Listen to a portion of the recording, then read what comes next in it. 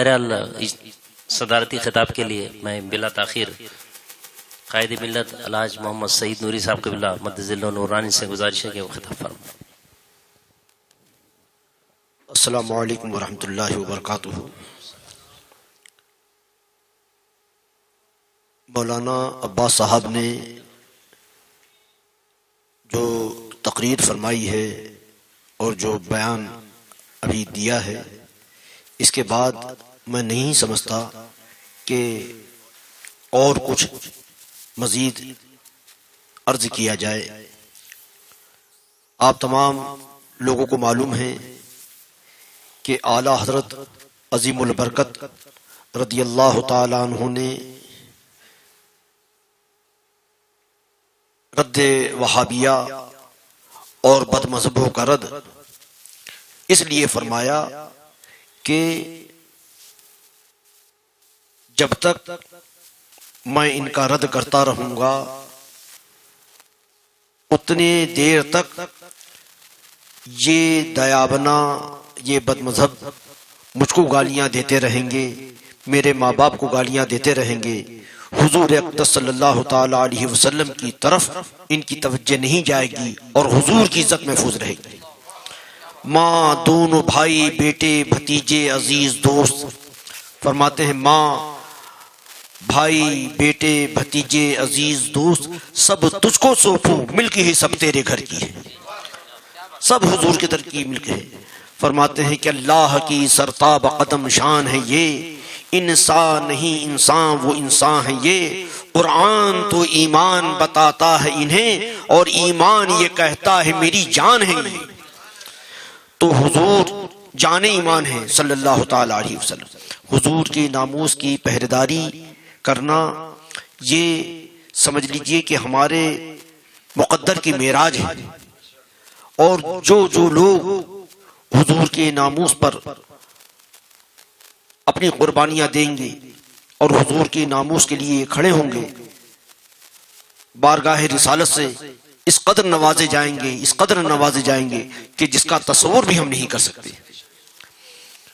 اور دور صحابہ سے یہ طریقہ رہا ہے کہ جن لوگوں نے معاذ اللہ حضور کی شان میں گستاخیاں کی ہیں، اللہ تبارک و تعالیٰ نے ان کو عبرت ناک موت عطا فرمائی ہے، چاہے وہ ابو جہل ہو، عتبہ ہو، ابی بن خلف ہو، اور نہیں معلوم مسلمہ قذاب ہو، جن لوگوں نے نبوت کا دعویٰ کیا یا حضور کی توہین کی۔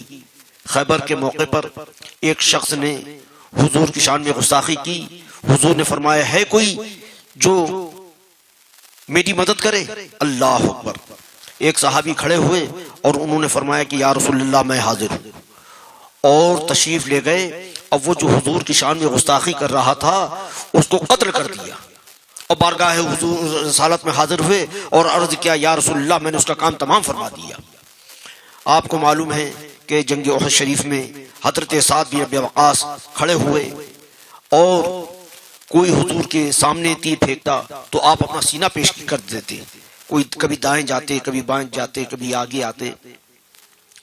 صحابہ کا بہت بڑا مقام ہے، تمام صحابہ کا اپنی اپنی جگہ پر اپنے منصب پر ایک ان کا مقام ہے، مگر یہ فضیلت حضرت سعد بن ابی وقاص کو حاصل ہے کہ حضور ان کو تیر عطا فرماتے اور فرماتے اے سعد تیر چلاؤ، تم پر میرے ماں باپ قربان ہوں۔ یہ فضیلت ان کی کہ حضور فرماتے کہ میرے ماں باپ تم پر قربان ہوں۔ تو حضور کی ناموس کے لیے اگر ہم لوگ کھڑے ہوں گے تو اللہ تبارک و تعالی ہماری مدد فرمائے گا، سرکار کی عنایت ہوگی۔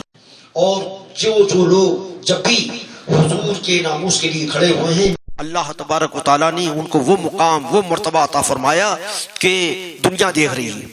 آج اعلیٰ حضرت کے زمانے میں نہیں معلوم کتنے بڑے بڑے علماء موجود تھے، مگر اعلیٰ حضرت نے جب رد وہابیہ کیا اور حضور کے دشمنوں کو جواب دیا، آج اللہ نے ان کو وہ مقام عطا فرمایا، وہ منصب عطا فرمایا کہ آج جس محفل میں اعلیٰ حضرت کا نام لے لیا جاتا ہے اس محفل میں گرماہٹ پیدا ہو جاتی ہے، ایمانی حلاوت پیدا ہو جاتی ہے، ایمان کی گرمی پیدا ہو جاتی ہے۔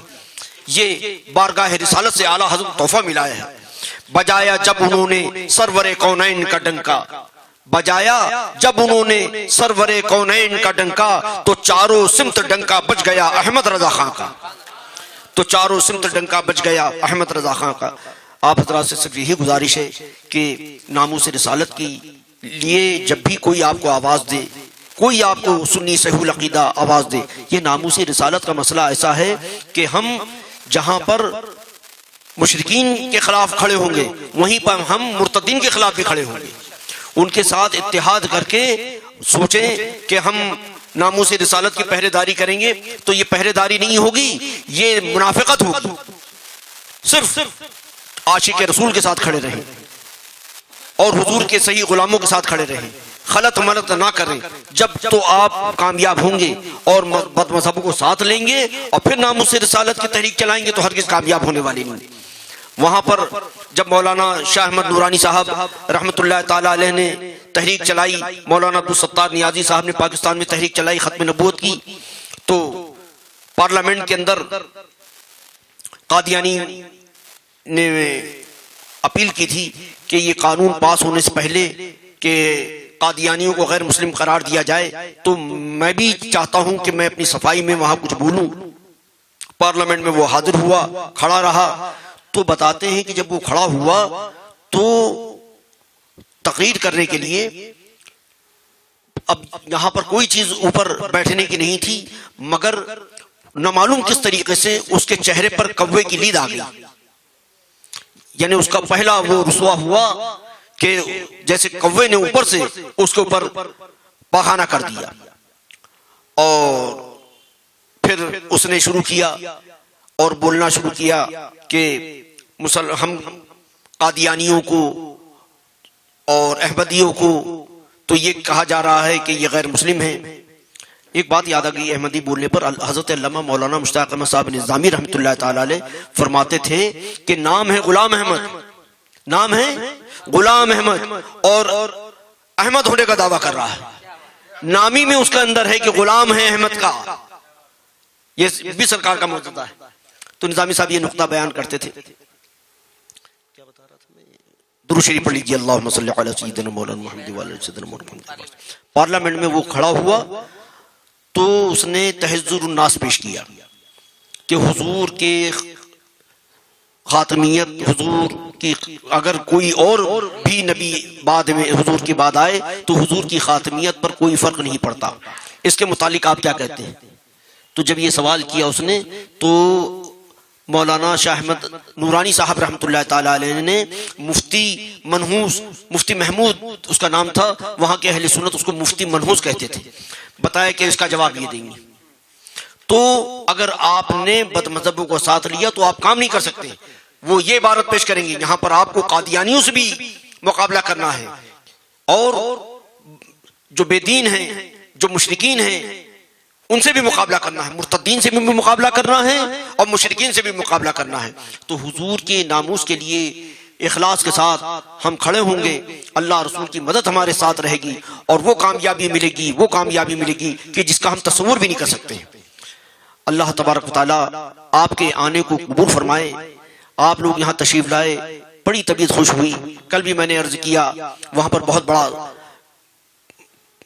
پربھنی میں ایک جلسہ ہوا، مسجد میں پوری مسجد بھری ہوئی تھی۔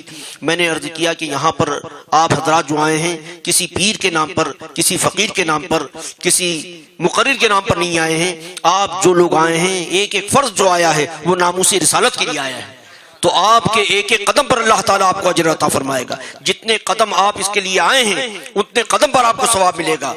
اللہ تبارک و تعالیٰ آپ کی اور ہماری ان کوششوں کو قبول فرمائے۔ کھڑے ہو جائیں بارگاہ رسالت میں۔ دیکھیے ابھی تمامی گفتگو کا آپ سے سماعت کر لیا، اور